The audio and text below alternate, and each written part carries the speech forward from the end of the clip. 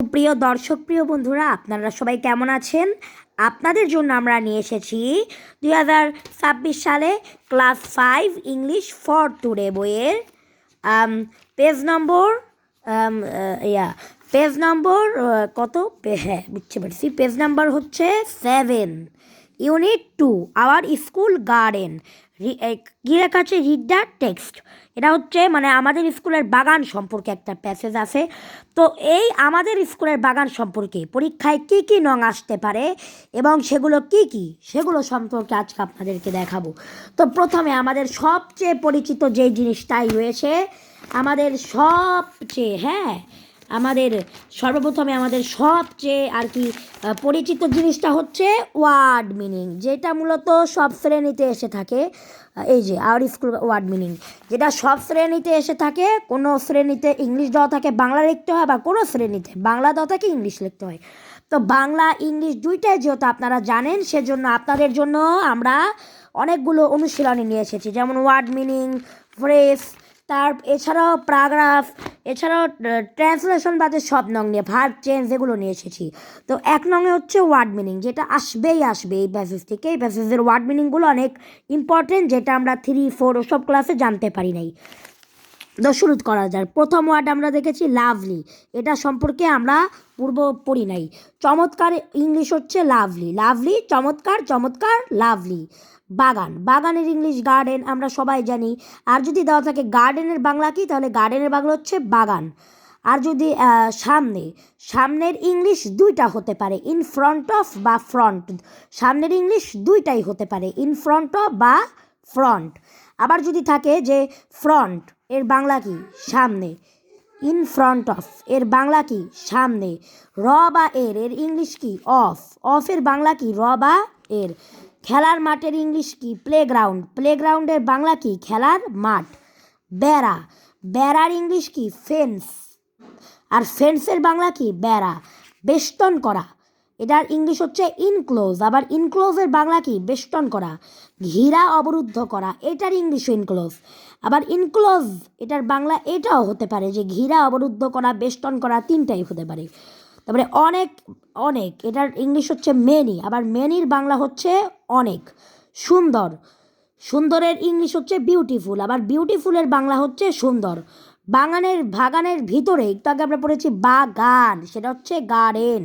আর ভিতরে ইন, আর যেহেতু গার্ডেন একটা আর্টিকেলি ওয়ার্ড মিনিং বোঝায়, সেহেতু দা বসবে, মানে দি বসবে এটার আগে। তো বাগানের ভিতরে ইন দ্য গার্ডেন, বাগানের ভিতরের ইংলিশ হচ্ছে ইন দ্য গার্ডেন। আবার ইন দ্য গার্ডেনের বাংলা হচ্ছে বাগানের ভিতরে।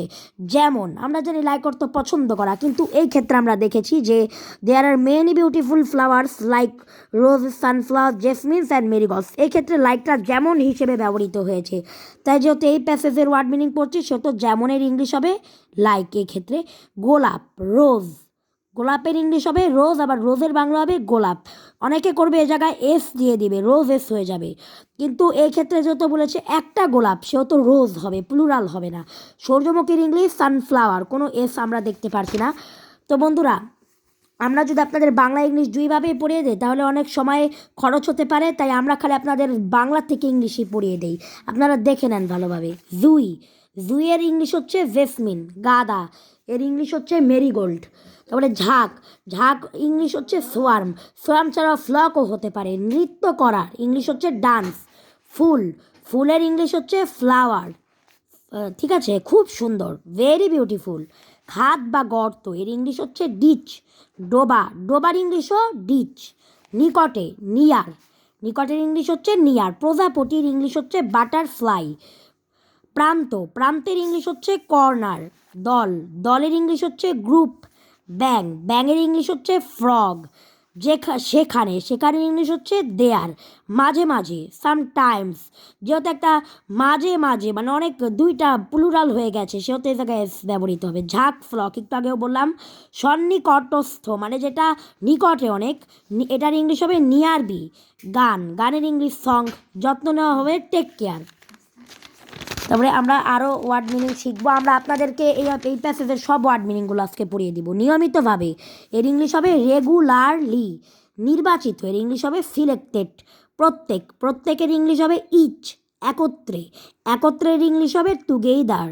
সেট, সেটের ইংলিশ সেট। যন্ত্রপাতি, বিভিন্ন যন্ত্রপাতিকে বলা হবে টোল।